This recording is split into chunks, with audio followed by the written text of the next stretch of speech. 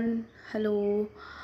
ನಾನು ಇವತ್ತು ಮಾಡ್ತಿರೋ ವಿಡಿಯೋ ಬಂದುಬಿಟ್ಟು ಲಾಸ್ಟ್ ವರ್ಕಿಂಗ್ ಡೇ ನನ್ನ ಆಫೀಸ್ನಲ್ಲಿ. ಸೊ ಅದರ ವ್ಲಾಗ್ ಸ್ಟಾರ್ಟ್ ಮಾಡ್ತಾ ಇದ್ದೀನಿ. ಫುಲ್ ಡೇ ವಿಡಿಯೋ ಇದು.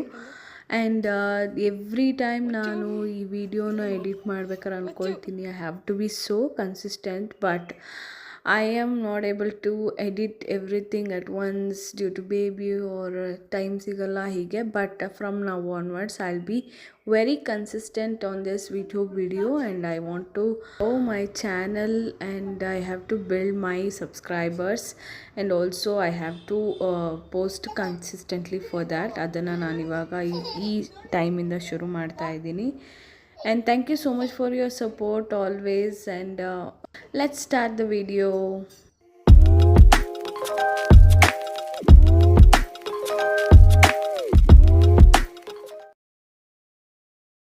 ಇವತ್ತು ಆ್ಯಕ್ಚುಲಿ ಸ್ವಲ್ಪ exciting day, as already told.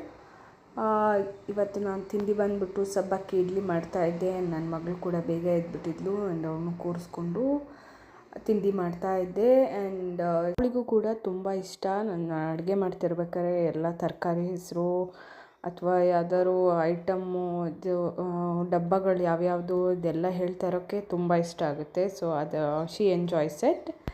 ಬೆಳಗ್ಗೆ ಹೇಳ್ತಾನೆ ಸ್ವಲ್ಪ ಬೇಜಾರಾಗಿತ್ತು, ಲೈಕ್ ನಾನಿವತ್ತು ಎಲ್ಲ ಅಸೆಟ್ನು ಸಬ್ಮಿಟ್ ಮಾಡಬೇಕು ನನ್ನ ಆಫೀಸ್ಗೆ. ಆ್ಯಂಡ್ ಆಲ್ಸೋ ನನ್ನ working day last working day ಬಂದುಬಿಟ್ಟು March 6th ಇತ್ತು. So I couldn't submit the laptop due to my logout time. ಅದು 10:30 PM ಆಗಿತ್ತು. ಸೊ ಹಾಗಾಗಿ ಕೊಡೋಕ್ಕಾಗಿರಲಿಲ್ಲ. ಸೊ ಇವತ್ತು ಮಂಡೇ, ಸೊ ಇವತ್ತು ನಾನು ಸಬ್ಮಿಟ್ ಮಾಡೋಕ್ಕೆ ಹೋಗ್ತಾ ಇದ್ದೀನಿ. ಆ್ಯಂಡ್ ಹೇಳ್ದಂಗೆ ಸ್ವಲ್ಪ ಬೇಜಾರಿದೆ ಬಿಕಾಸ್ ಇದು ನನ್ನ 5th ಕಂಪನಿ ಆಗಿತ್ತು and also the last company I think. And also this company has lot of memory. ಯಾಕಂದರೆ ಕಂಪನಿಲಿರ್ತಾ ನನಗೆ ತುಂಬ ಲೈಫ್ ಇವೆಂಟ್ಸ್ ಬಂದಿದೆ, ಲೈಕ್ ಮೋಸ್ಟ್ ಟರ್ನಿಂಗ್ ಪಾಯಿಂಟ್ಸನ್ನು ಎಲ್ಲ ನನ್ನ ಲೈಫಲ್ಲಿ ನೋಡಿರೋದು ಈ ಕಂಪ್ನಿಲಿದ್ದಾಗಲೇ. ಬಿಕಾಸ್ ನಾನಿಲ್ಲಿ ಜಾಯ್ನ್ ಆದಾಗ ನನಗೆ ಮದುವೆ ಆಗಿರಲಿಲ್ಲ ಆ್ಯಂಡ್ ಆಲ್ಸೋ ದ ನೆಕ್ಸ್ಟ್ ನಾನು ಜಾಯ್ನ್ ಆಗಿದ್ದ ಇಯರೇ ಮದುವೆ ಆಯಿತು. ಆ್ಯಂಡ್ ಆಲ್ಸೋ ನೆಕ್ಸ್ಟ್ ಇಯರು ನನಗೆ ಪ್ರೆಗ್ನೆಂಟ್ ಆದೆ. ಆ ಫೇಸಲ್ಲೂ ನಾನು ವರ್ಕ್ ಮಾಡ್ತಿದ್ದೆ. ಆ್ಯಂಡ್ ಆಲ್ಸೋ ಮಗು ಆಯಿತು, ಮೆಟರ್ನಿಟಿ ಲೀವ್ ತೊಗೊಂಡೆ. ಮೆಟರ್ನಿಟಿ ಲೀವ್ ಆದಮೇಲೂ ಕೂಡ ನಾನು ವರ್ಕ್ ಮಾಡ್ತಾಯಿದ್ದೆ. So this company has lot of memories. ನನಗೆ ಲೈಫ್ ಇವೆಂಟ್ಸ್ ತುಂಬ ಬಂದಿದೆ ಈ ಕಂಪನಿಲಿರ್ತಾ. ಹಾಗಾಗಿ ನನಗೆ ಈ ಕಂಪನಿ ಸ್ವಲ್ಪ ಇಮೋಷ್ನಲಿ ಕನೆಕ್ಟೆಡ್ ಇತ್ತು. ತುಂಬ ಸರ್ಕಮ್ಸ್ಟೆನ್ಸಸ್ಸಿಂದ ನನಗೆ ಈ ಕಂಪನಿ ಬಿಡುವಂತಹ ಪರಿಸ್ಥಿತಿ ಬಂತು. ಯಾಕಂದರೆ ನನಗೆ ಅಷ್ಟು ಸ್ಟ್ರೆಸ್ ತೊಗೊಳಕ್ಕೆ ಇಷ್ಟ ಇರಲಿಲ್ಲ ಇವಾಗ. And also I have to concentrate on my baby and my self, mainly on my self. ಆವಾಗ ಬೇಬಿನೂ ಕೂಡ ಚೆನ್ನಾಗಿರುತ್ತೆ ಅನ್ನೋ ಒಂದು ಇಂಟೆನ್ಷನ್ನು. ಹಾಗೂ ನಿಮಗೆ ಗೊತ್ತಿರುತ್ತಲ್ಲ ಆಫೀಸ್ ಪಾಲಿಟಿಕ್ಸ್ ಹೇಗಿರುತ್ತೆ. ಲೈಕ್ ನೀವೇನಾದ್ರು ವಾಯ್ಸ್ ರೈಸ್ ಮಾಡಿದ್ರೆ ಎವ್ರಿಥಿಂಗ್ ಕಮ್ಸ್ ಬಿಹೈಂಡ್ ಯು. ನೀವೇನಾದರೂ ಯಾರಾದರೂ ನಿಮ್ಮ ಹೈಯರ್ ಅಥಾರಿಟಿ ಅಂದರೆ ನಿಮ್ಮ ಮ್ಯಾನೇಜರ್ಸ್ ಯಾರ್ದಾರು ಮೇಲೆ ನಿಮ್ಮ ಒಪಿನಿಯನ್ ಹೇಳಕ್ಕೆ ಹೋದರೆ and if you are not comfortable for some reason ಅದನ್ನು ಹೇಳಿದ್ರೆ directly they will not tell. ಬ್ಯಾಕ್ಗ್ರೌಂಡಲ್ಲಿ ಅವ್ರು ಕೆಲಸ ಮಾಡ್ತಿರ್ತಾರೆ ಆ್ಯಂಡ್ ಆನ್ ಫೇಸ್ ನಿಮಗೆ ಒಂಥರ ಹೌದು ಅನ್ನೋ ಥರ ಇರ್ತಾರೆ. ಅದೇ ರೀತಿ ನನಗೂ ಆಯಿತು. So I was not that comfortable when I was working before. ಈಗ ಮೆಟರ್ನಿಟಿ ಲೀವ್ ಮುಗಿಸ್ಕೊಂಡು ಬಂದಮೇಲೆ ವರ್ಕ್ ಮಾಡೋದು ಸ್ವಲ್ಪ ಒಂಥರ ಡಿಸ್ಕಂಫರ್ಟ್ ಫೀಲ್ ಆಗಿತ್ತು. ಸೊ ಆ್ಯಂಡ್ ಈ ಫೇಸ್ನ ಎಲ್ಲರೂ ಫೀಲ್ ಮಾಡಿರ್ತಾರೆ, ನ್ಯೂ ಮಾಮ್ಸ್ ಎಲ್ಲ. ಸೊ ನನಗೊಂಥರ ಡಿಸ್ಕಂಫರ್ಟ್ ಇತ್ತು and also I felt like I was cornered and I was not heard. Maybe ನಾನು 1 ಇಯರಿಂದ ವರ್ಕ್ ಫ್ರಮ್ ಹೋಮ್ ಮಾಡ್ತಾಯಿದ್ದೆ. So maybe because of that ಇರ್ಬೋದು. ಆದ್ರೂ ಕೆಲವು ರೆಸ್ಪಾನ್ಸಸ್ ನೋಡಿದಾಗ ನಮ್ಮ ಕಲೀಗ್ಸ್ ಆಗಿರ್ಬೋದು ಅಥವಾ ನಮ್ಮ ಮ್ಯಾನೇಜರ್ ಆಗಿರ್ಬೋದು, ಇಟ್ ವಾಸ್ ಲೈಕ್ ನಾನ್ ಫೇಸ್. ನನಗೆ ಅದು ಫೇಸ್ ಮಾಡೋಕ್ಕೆ ಇಷ್ಟ ಇರಲಿಲ್ಲ.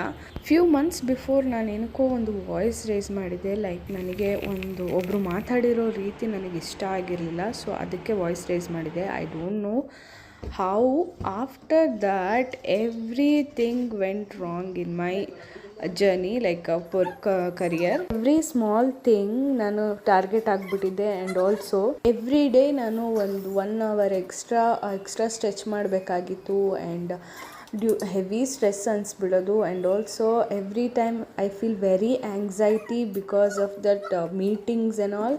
I think every new mom will face this after maternity leave. They cannot focus sometime, and ನನ್ನ ಮೀಟಿಂಗ್ಸಲ್ಲಿ ಹತ್ತಿರೋದು ಕೂಡ ಇದೆ, and they have recognise but still they don't discuss on that.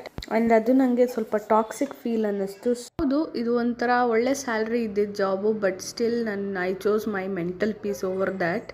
So it's better to leave ಅಂತ ನಾನು ಈ job ಬಿಟ್ಟೆ. And 2 months notice period serve ಮಾಡಿದ್ಮೇಲೆ ಇವತ್ತು ನನ್ನ ಲಾಸ್ಟ್ ವರ್ಕಿಂಗ್ ಡೇ ಆಗಿರುತ್ತೆ. I am so grateful who have hired me, and also the salary I was getting, and also to the company. I know there are few people made me so unhappy, but still I love the company and I love my work and I was perfect. ಡಿಸಿಷನ್ನ accept ಮಾಡಲಿಕ್ಕೆ ಸ್ವಲ್ಪ time ತೊಗೊಳ್ಬೋದು, but still I took one great decision and bold decision.